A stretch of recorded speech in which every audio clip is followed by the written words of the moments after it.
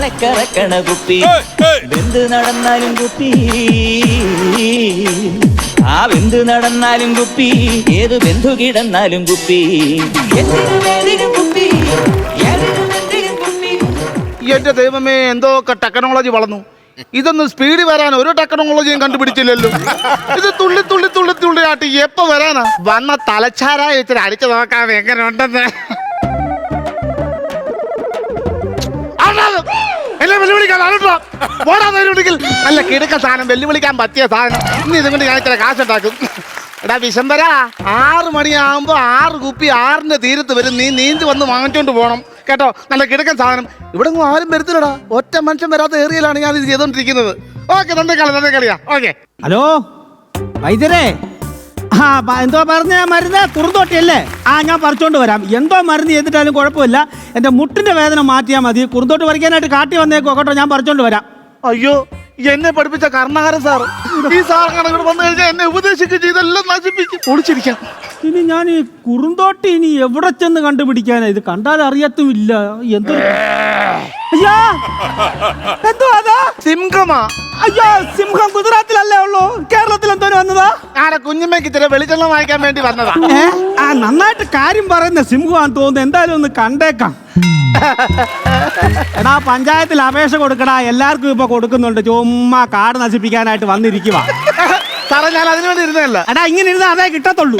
Sir, ഞാൻ മാഷിനെ കണ്ട് പേടിച്ചിട്ട് കയറി ഇരുന്നതാ. എന്നെ കണ്ടപ്പോ പേടിച്ച് ഒളിച്ചിരുന്നെങ്കിൽ ഞാൻ പഠിപ്പിച്ചിട്ടുള്ള ആളായിരിക്കണമല്ലോ. വെറുതെ ഞാൻ ക്യൂ ഇട്ട് കൊടുക്കുകയും ചെയ്തു, ഞങ്ങൾ എന്നെ പൊക്കുകയും ചെയ്യുമല്ലോ. കണ്ണങ്ങോട്ട് പിടിക്കുന്നില്ലല്ലോ. പിടിക്കുന്നില്ലെങ്കിൽ പിടിച്ചെടുത്ത് കള. അതല്ലെന്ന്, ഈ കാട്ടു നിൽക്കുന്ന ആരാ ഇത്?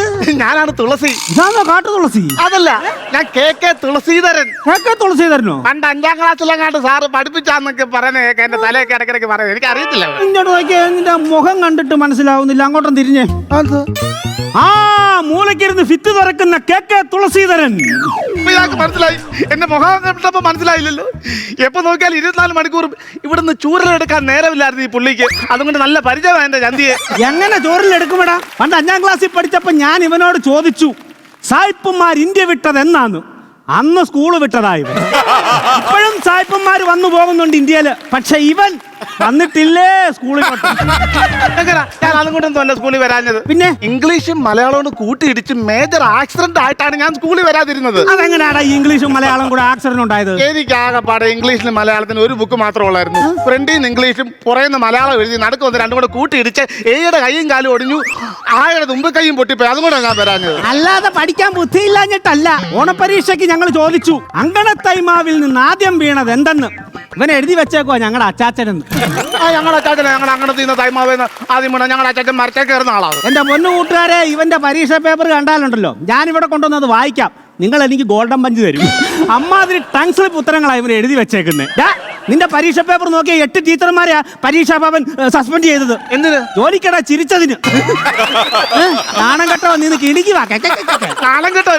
എന്നെ നാണം കെടുത്തിയ സാറാന്ന്. ഞാൻ എന്തോ നാണം കെടുത്തിയാടാ നിന്നെ? 10,500 പിള്ളേരെ നിർത്തി അസംബ്ലിക്ക് ഒരു ഡെസ്കിന്റെ പുറത്ത് കയറ്റി എന്നെ മാപ്പും പോപ്പും ഇയാൾ അടിച്ചില്ലായിരുന്നു. അടാ, അടിച്ചതിന് കാരണമുണ്ട്. നീ എന്തുവാടാ സ്കൂളിലെ മൂത്രപ്പര കയറി എന്താ വൃത്തികളാണ് നീ കാണിച്ചത്? എല്ലാ കുട്ടികളും കാണിക്കുന്ന വൃത്തികേടാ ഞാൻ കാണിച്ചോളൂ. മൂത്രം ഒഴിച്ചു, അത്രേ ഉള്ളൂ. അതല്ല, സ്കൂളിന്റെ ഭിത്തിയിൽ നീ ഒരു ആണിന്റെ പെണ്ണിന്റെ പടം വരച്ചു. എന്നിട്ട് അതിന്റെ നടുക്ക് എഴുതി വെച്ചു, കരുണാകരൻ മാസ്റ്റർ വിത്ത് കല്യാണി ടീച്ചർ എന്ന്. അന്ന് നീ എഴുതിയതിന്റെ ശിക്ഷ ഇപ്പോഴും ഞാൻ അനുഭവിക്കുവാ. അതെന്താ? കല്യാണി ടീച്ചറെ എല്ലാരും കൂടെ എന്റെ തലയെ കെട്ടി വെച്ച് തന്നു. അപ്പൊ ഞാൻ ഭിത്തിയെ വരച്ചത് തന്റെ കല്യാണക്കുറിയുടെ ഡിസൈൻ ആയിരുന്നില്ലേ? മക്കളൊക്കെ എത്ര പേരുണ്ട്? ഓ, മക്കളൊന്നും ആയില്ലടാ. കല്യാണി ബയോളജി അല്ലേ, ഞാൻ കണക്കാ. എന്നാ പിന്നെ വല്ല വഴിപാടെങ്ങാനും ചെയ്തായിരുന്നെങ്കിൽ പിള്ളേരെ കിട്ടുമായിരുന്നല്ലോ. ചേട്ടാ, എത്ര നാൾ കൊണ്ട് ഈ നേർച്ച കാഴ്ചയൊക്കെ അർപ്പിച്ചു നടക്കുക? എല്ലാ അമ്പലത്തിലും പോയി പ്രാർത്ഥിക്കും. അവിടുന്ന് തിരുമേനി പ്രസാദം തരും. തുറന്നു നോക്കും, കുഞ്ഞുങ്ങളില്ല. പിന്നെ പൂവും ചന്ദനവും മാത്രമേ ഉള്ളൂ. പിള്ളേരെ പൊഞ്ഞു കിട്ടി.